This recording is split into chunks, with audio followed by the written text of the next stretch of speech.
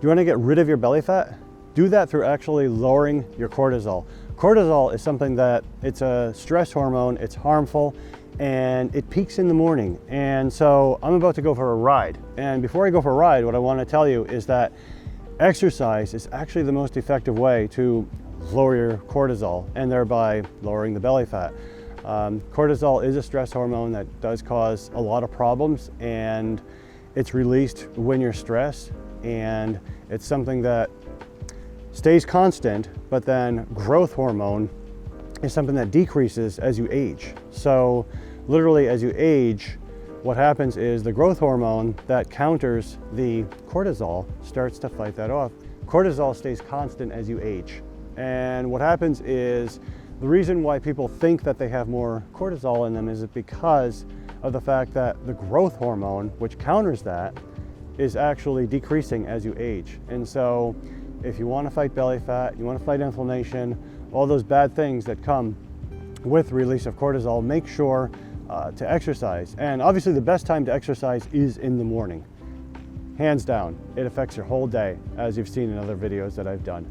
The other things that you can do to release cortisol are vitamin D. And so vitamin D you can actually get from the sun, but as some of you know, I'm paranoid of the sun, and so I protect my skin, but you can get that vitamin D from fish and from vegetables and from other meats and things like that. So you can actually get that vitamin D without getting a sunburn.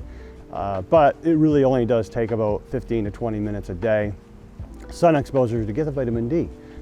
Sleep, that's a big deal. If you get good sleep, and so that will fight cortisol.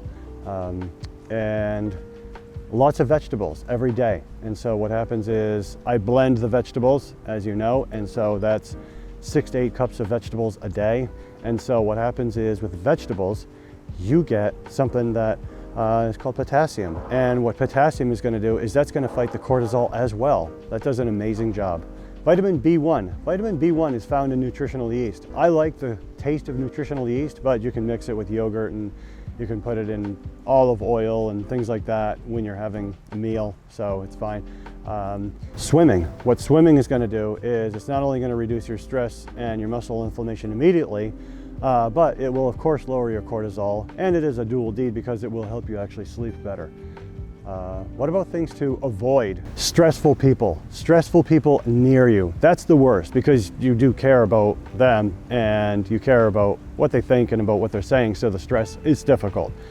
So if you can't avoid them, figure out some way, some workaround to deal with that. So reduce belly fat, and do that by reducing your stress, thereby your cortisol, and make it a good one. All right, so I'm gonna go ride that bike. Have a good day.